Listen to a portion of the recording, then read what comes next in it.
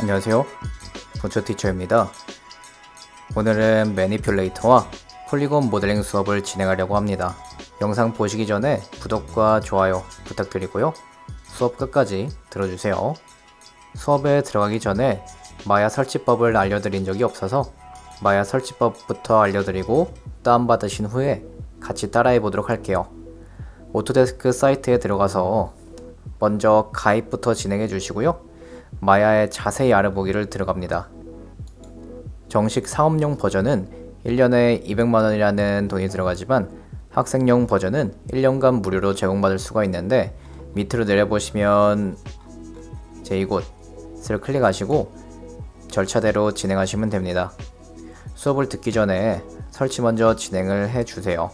마야 설치가 모두 완료되셨다면요, 이쪽 크리에이트 메뉴에 폴리곤 프리미브, 이 메뉴 안에 폴리곤의 기본 도형들이 모여 있는데요, 이거를 일단 팝업 창으로 둘게요.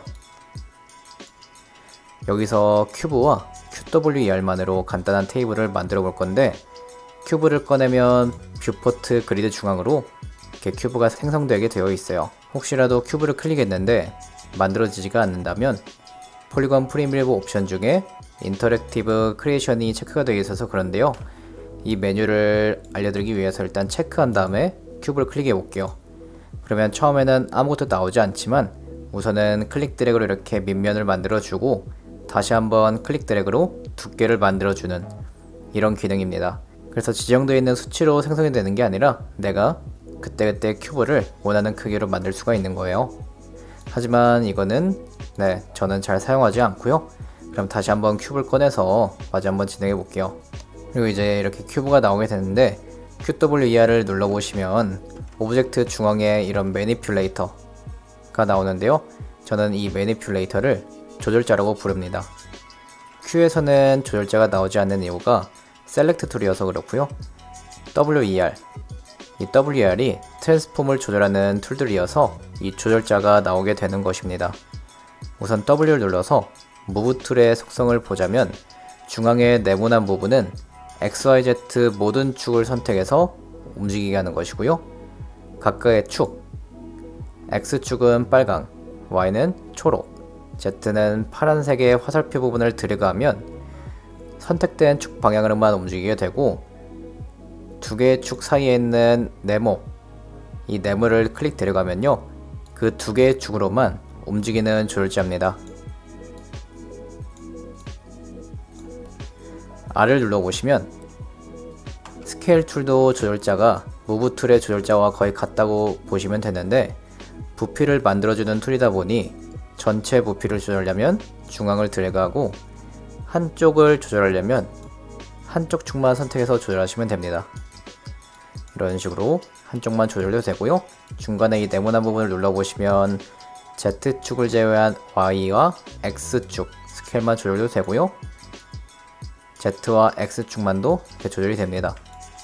E를 눌러보시면 로테이트 툴인데요, 로테이트는 조절자가 곡선 모양으로 생기는데 중앙 부분에 조절자가 없고 그냥 빈 공간을 클릭 드래그 하시면 모든 축이 회전이 되고요. 하나의 축만 선택해서 드래그 해보시면 하나의 축만 회전이 되고, 가장 겉부분에 있는 원을 돌리면요, 카메라가 바라보는 시점 기준으로 회전을 시킵니다.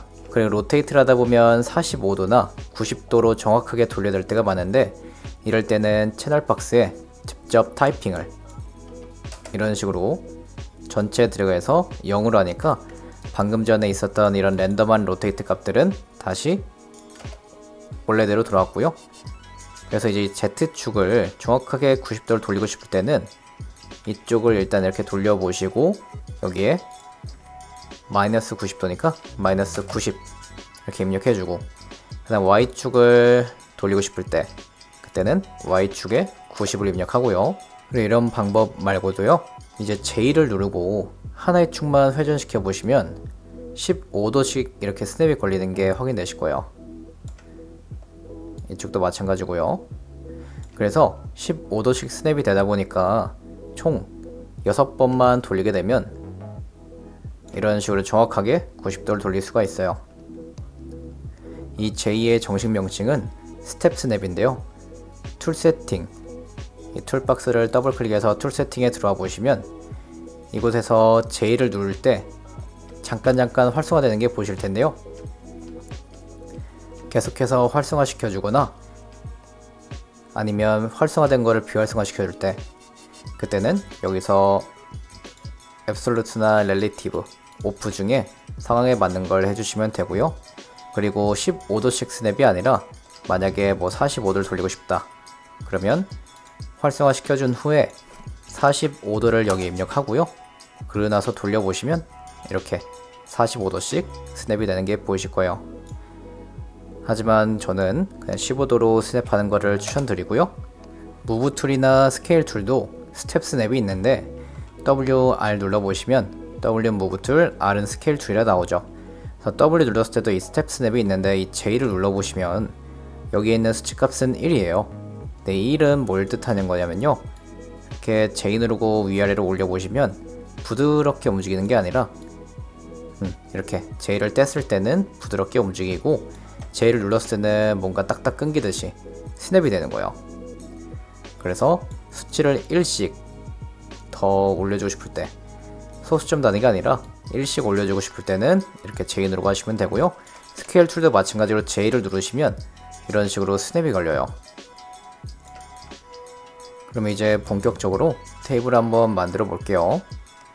먼저 간단한 테이블을 만들 건데 기존에 조절했던 큐브는 지우고 새로운 큐브를 꺼내서 상판을 만들어 보겠습니다. 전체 스케일을 먼저 늘리고요. Y축을 제외한 X, Z축 스케일만 조절해야 될 때는요, 좀 전에 알려드렸던 두 개 축 사이에 있는 네모난 거를 조절하시거나 아니면 컨트롤 누르고요, Y축을 클릭 들어가면 Y축을 제외한 나머지 축들이 조절됩니다. 직사각형으로 스케일을 조절해서 상판을 완성시키고요. W를 눌러서 무브 툴로 상판을 위로 좀 올려줄게요. 그리고 여기 보시면 이렇게 계단 현상이 엣지 부분에 일어나는데요. 이 계단 현상을 완화시켜주는 게 뷰포트 메뉴의 안티 엘리언싱을 눌러보시면요, 이렇게 라인이 깔끔해집니다. 그리고 나서 이제 상판을 만들었으면 다리, 큐브를 하나 더 만들어서 다리를 만들어 줄게요. 그래서 전체 스케일을 조절해서 이렇게 이 테이블 크기에 맞는 두께를 조절해 주고요. 그리고 Y축 스케일만 올려서 이렇게 길다란 다리를 만들었어요. 상판의 밑면에 붙여주려면 무브 툴로 그냥 대충 이렇게 붙이는 게 아니고요. 정확하게 붙여주고 싶을 때는 이 조절자의 위치를 바꿔줄 건데 D나 인서트 키를 누르시면 이런 식으로 조절자가 바뀌죠. 이 바뀌는 게 에딧 피봇 상태로 들어오게 되는 건데 이쪽 툴 세팅 보시면 에딧 피봇이 활성화되는 게 보이실 거예요. D를 한 번씩 이렇게 눌러보시면 네, 바뀌는 거고요. 이때 이 조절자의 위치를요, 움직여줄 때는 그냥 W 누르고 움직이시면 안 되고 W를 누르게 되면 얘가 에딧 피봇 상태에서 빠져나오게 돼요. 이런 식으로요. 그래서 이제 D를 눌러서 에딧 피봇을 들어간 다음에 그냥 여기 있는 조절자를 클릭 드래그로 움직여 주시거나 하시면 되는데 이 모서리는 하나의 버텍스이기 때문에 버텍스 스냅을 해줄 거예요. 단축키는 V고요. V를 누르고 있으면 조절자 중앙이 동그라미로 바뀌면서 스냅 상태인 걸 보여주고 버텍스 쪽으로 마우스를 올린 다음에 휠 클릭 드래그를 해보시면 이렇게 조절자 위치가 변하게 되고 V를 떼주시고, 그럼 다시 한번 보여드릴게요. 피벗 위치가 여기 있었는데 내가 옮기고 싶은 목적지 버텍스 쪽에 마우스를 올리신 다음에 V를 누르고 있는 상태에서 휠 클릭 드래그 해보시면 이렇게 조절자 위치가 변하게 됩니다. 그래서 V는 다시 떼줄게요. 이제 이 피봇은 중심점인데 조절자의 중심점을 피봇이라 생각하시면 되고요. 이제 피봇의 위치가 모서리로 옮겨졌으니 에딧 피봇 상태를 다시 D나 인서트를 눌러서 빠져나오시거나 아니면 QWER 중에 아무거나 하나 눌러서 빠져나오시면 됩니다. 버텍스 스냅을 활용해서 피봇 위치를 옮겨봤으니까요. 이제 실제 오브젝트를 스냅으로 옮겨 볼게요. 테이블 다리를 선택하고 V를 이제 W 눌러서 Move 툴로 바꾸고요. V를 누른 상태로 목적지 버텍스 쪽에 마우스를 올리고 휠 클릭 드래그를 합니다. 이 스냅이 처음에는 굉장히 어려운데 조절자를 좌클릭 드래그로 스냅해도 되지만 이런 식으로요. 휠 클릭 드래그로 알려드리는 것은 작업 속도가 훨씬 더 빠르기 때문입니다. 좌클릭 드래그는 화면의 조절자가 만약에 이런 식으로 안 보이면요, 조절자를 찾아서 다시 화면을 돌리고 조절자 쪽으로 마우스를 옮겼다가 다시 V 누르고 목적지 쪽으로 드래그 해야 되는데, 휠 클릭 드래그는요 그냥 목적지 버텍스 쪽에서 V 누르고 휠 클릭 드래그하면 되기 때문입니다.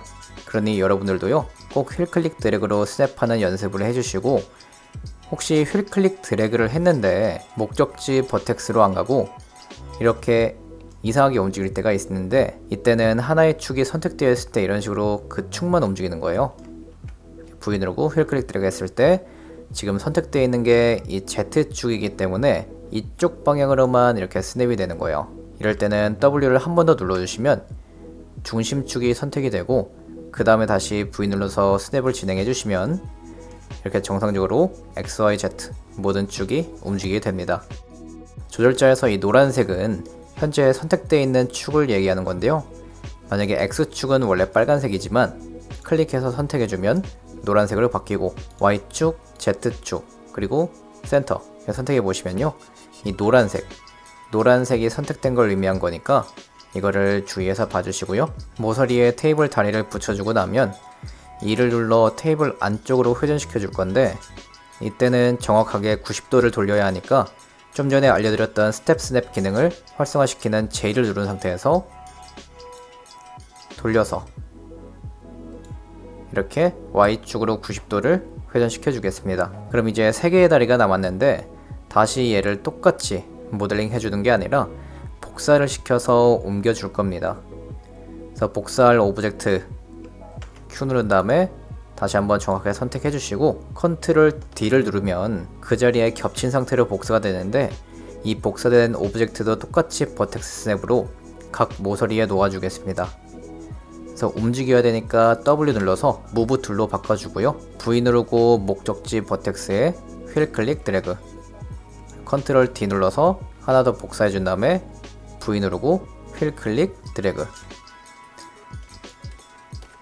여기도 마찬가지로 휠 클릭 드래그. 그리고 나서 이제 이 다리에, 각 다리에 맞는 회전을 시켜줄게요. J 누르고 이렇게 안쪽으로 넣어주고요, J 누르고 안쪽으로 넣어주고, 여기도 J 누르고 넣어주고요. 그러면 이렇게 간단한 테이블이 완성되어 있는데요, 우선은 이 테이블까지만 만들어 보시고 다음 시간에는 오늘 만들었던 테이블을 활용해서 지금 화면에 보이는 더 디테일한 테이블 모델링을 진행해 볼 겁니다. 그 전까지 오늘 수업 내용을 잘 숙지해서 다음 시간에 잘 따라오시길 바라고요. 오늘 수업 내용 도움이 되셨다면 구독과 좋아요, 응원 댓글 부탁드리고, 블로그와 티스토리에도 도움될 만한 글을 올리고 있으니 한번 놀러오세요. 그럼 다음 시간에 만나요.